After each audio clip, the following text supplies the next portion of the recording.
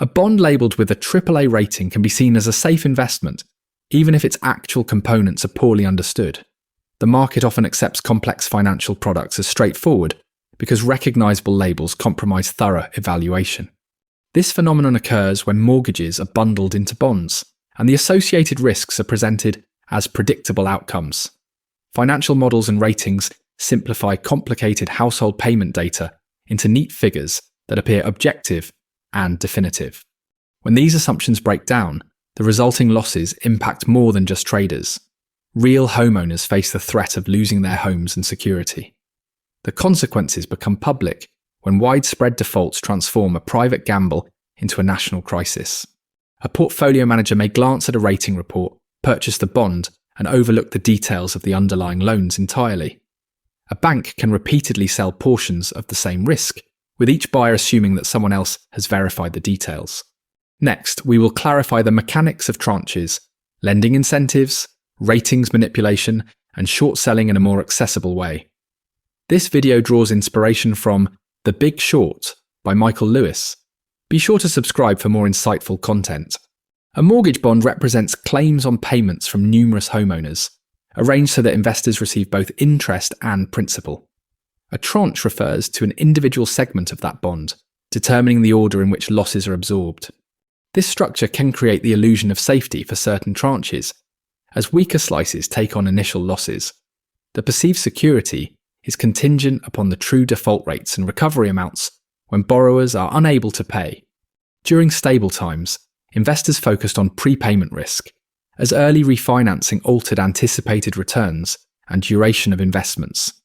With subprime loans included in the pool, the primary risk transitioned from timing to potential credit losses. This slicing of risk can obscure how reliant the entire structure is on maintaining high housing prices. Once defaults rise significantly, even the higher-rated tranches can be affected, as the protective layers beneath them vanish. The critical next step is to monitor where losses materialise first, rather than simply relying on the ratings displayed. Developing this habit can help mitigate the risk of complexity breeding false confidence.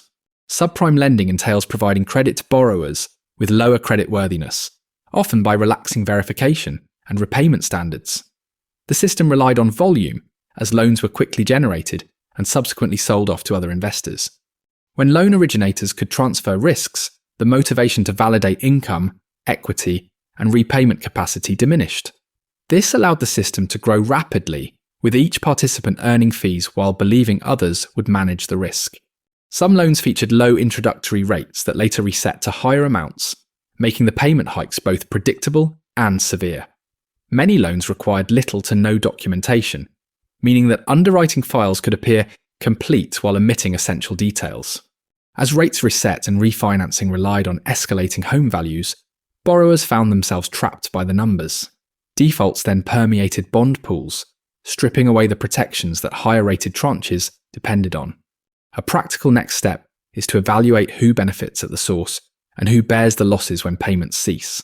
This inquiry reveals whether the system incentivizes prudent lending or merely encourages hasty production.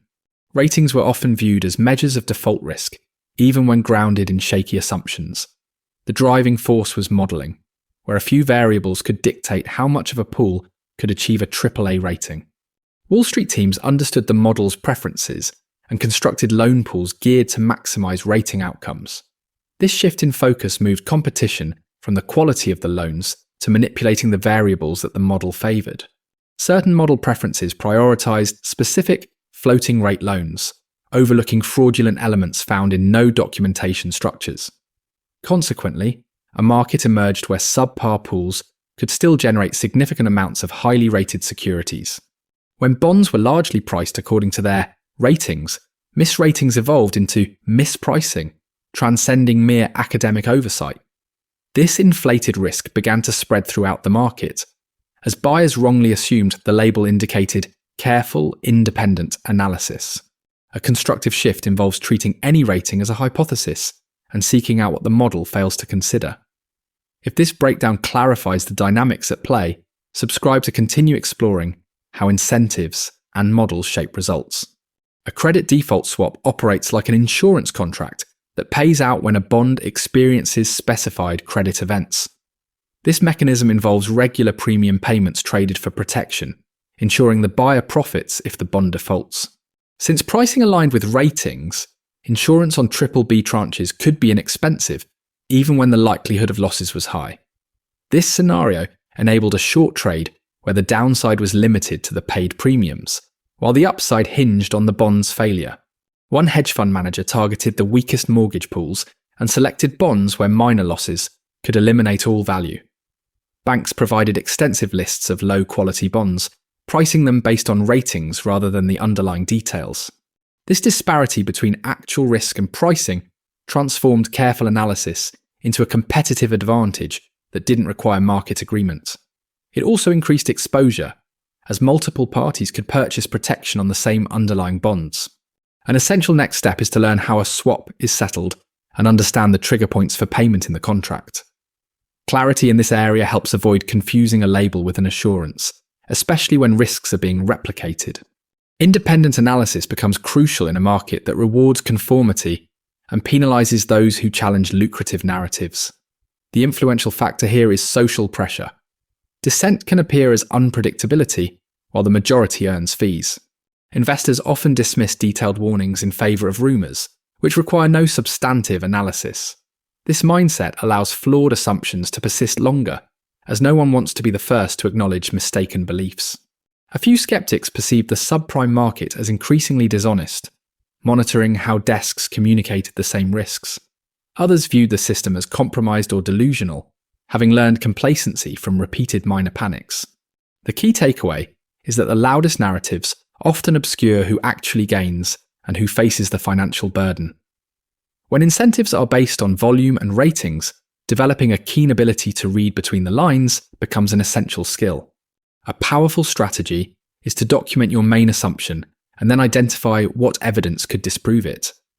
This practice helps maintain rationality when sensational headlines and societal pressure push others to conform.